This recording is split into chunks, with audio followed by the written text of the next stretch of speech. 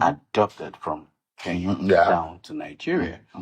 His organization, which he headed, or he's still the head, IPOB, there's been a lot of squabbles within them. Okay. Is it in any way affecting the trust of the people in the struggle? Well, there is no organization, even a country, that you will not have skirmishes. Even the best well-ordered societies, you do have skirmishes within and without. So IPOB is not insulated from such clashes. But at the end of the day, the question you have to ask is, where does Mazen Nnamdi Kanu stand? He is my client, and I stand where he stands. If he issues instructions to me, it's my duty, under the ethics of my profession, to carry them out. So where he stands is where I stand, and that is where I think the general public should stand. Where does he stand? Where he stands is that he considers IPOB almost single-handedly, and he appointed some people as principal officers. And as a lawyer, I'm here to tell you that if someone has the right to appoint you, he has the right to fire you. Yes. So if this is the issue, well, people should accept things in good faith. Even myself as a lawyer, sitting here today, and I introduce myself as his special counsel, he has the right to fire me. Definitely. And if he does, I'll go home. I will not engage him in social media brickbat and, war of attrition, war of words, war of blackmail, and what have you. So if any one of you is listening, and Mazen Nnamdi Kanu appointed you to a certain office in the IPOB, and he says, I've lost confidence in you, or I think you're tired, you should go home, let me appoint someone else. It does not diminish you. No. He has the right to do that. But you get diminished when you challenge that. IPOB is not a gainful employment where you have employees' rights and so on and so forth, and you take your boss to court for firing you. It's not. It's a freedom fighting movement that should have strict and narrowly tailored command and control. That should stop at the hands of Mazen Nnamdi Kanu. The buck stops at his table. So when he takes decisions, even though tough and unpleasant sometimes, you just have to abide by those decisions. So I stand by him. I stand by any decision he takes. The only duty I owe to him is to advise him truthfully and faithfully, and leave him to take decisions. But right now, where does he stand? Like currently, where is his stand? Is it in the constituted people, the DOS that he has constituted, or what? Where is? Well, I can tell you here. I've answered the question.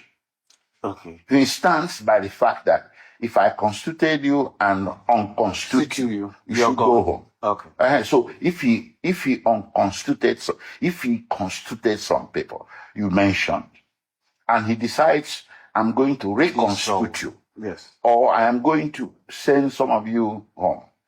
So you can take a rest, let younger people or more committed people or whatever people should take over for now. You go home. You don't challenge him on the theory that I had enunciated before. It applies to me. If he tells me, a lawyer, give me your file, my file, and I don't want you to represent me anymore, I'll go home. And he will forever remain my friend. I will not come to social media and start attacking him and blackmailing him and try to form some kind of parallel legal practice against him or take him to court or whatever. Lawyers, we have our own strength. So I will not start fighting my ex-client.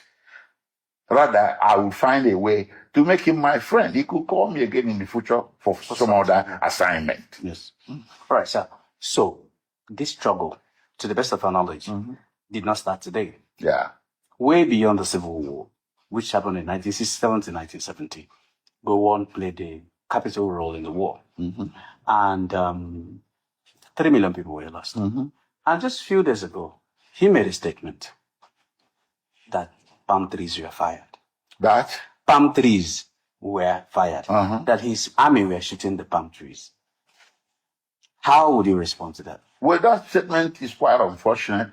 I was amongst the very first people that came out, because I read his book quickly. I had access to the e-copy of the book, General Gowan. Yes. I respect him as an elder statesman. But I also have the right to criticize him. Definitely. He's not beyond reproach. Even the Pope is not infallible. So I read his book and I found some faults in the book. Maybe some distorted historical accounts. And I read other books, and I'm not a small boy. I was born way before the war. Okay, so I knew some of these things by sight and sound. I saw them happening, and these things were not presented as he did in the book. So I criticized him, and that part about bullets shooting pantries is unfortunate. I think it offended the sensibilities of Igbo people, or people of former Biafra, or former Eastern Nigeria.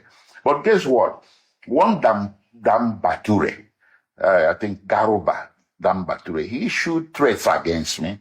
He made an amateur video where he threatened me that I was insulting Gowon, that Northerners respect Gowon, that I'm insulting Gowon. If I insult Gowon again, then maybe they will deal with me. He introduced himself as president or leader of Arewa Youth. Yes. Okay? You are telling us that Gowon is northern leader. I thought he was head of state of the entire country. And you're belittling him now as a tribal leader.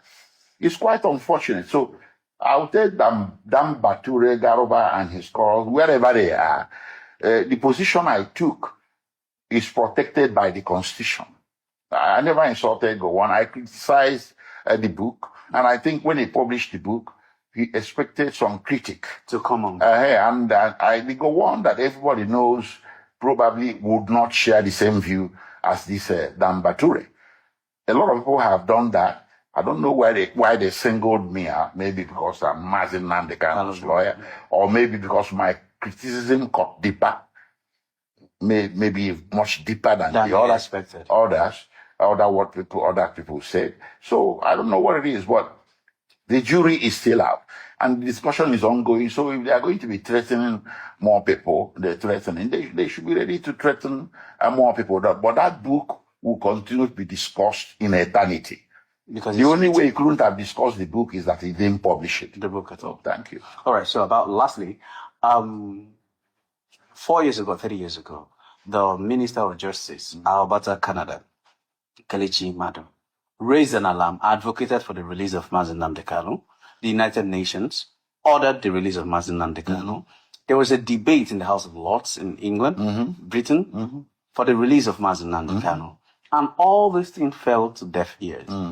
As a legal person, with all this international community interfering, is there no consequence to disobeying them? Well, like I said, some of the diplomatic consequences of the interdiction of Mazi Nnamdi Kanu and how he has been treated within Nigeria's legal system, maybe most of them will not be out in the open. I'm sure there are covert or hidden diplomatic consequences, not in terms of sanctions or boycott or whatever, but I'm sure a lot of nations must have had some cold feet in dealing with Nigeria in terms of a lot of things. If you read the the last State Department of United States counter reports, it was very harsh in criticizing Nigeria's legal system.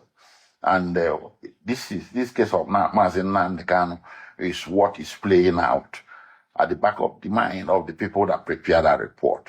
So there's a lot of things that we don't see. And at the end of the day, I think it will be better for Nigeria to think more deeply about all these things and do a cost-benefit analysis. Is it costlier to keep Mazi Nnamdi Kanu in detention, or is it less costly? The answer is straightforward and beyond debate. It's far cheaper for the government to release him than holding him. Cheaper in so many different ramifications, not just materially cheaper. Politically, it's more beneficial. Diplomatically, it's more beneficial. And also, it is more beneficial in terms of the interrelationship of the various tribes and geopolitical zones in the country.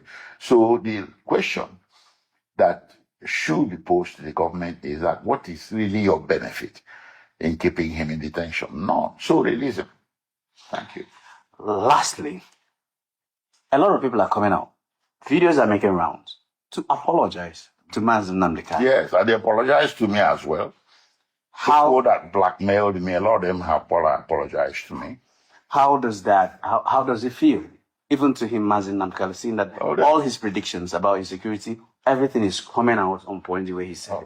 Okay. I misread the apology you're talking about. I was thinking apology of those who had criticized him, the way he ran things. Yeah. He criticized me the way I ran his legal defense. And even though I succeeded in making sure it was not brought to trial when I was lead counsel, I can beat my chest and say that. So I was criticized unfairly, and some of them came out and apologized to me. Well, coming straight to the specific point of his predictions coming through and the apologies that has drawn into the public square.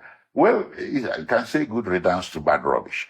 People who disbelieved what he was saying, and again, not just disbelieving.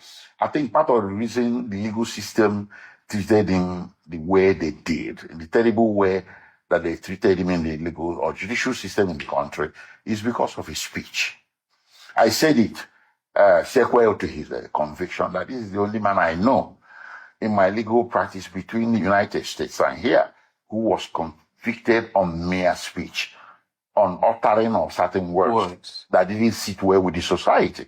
You see, those words may not sit well with you as a government or a section of Nigerians. It might even be termed inconvenient, but by God, they are not illegal. So it is not good for a government of the day, to seek to suppress a free speech by means of punishment of some sort. It's not done, and it's not desirable, and it's not the way to build a unified and successful society based on progressive ideas of justice, fairness, and the truth.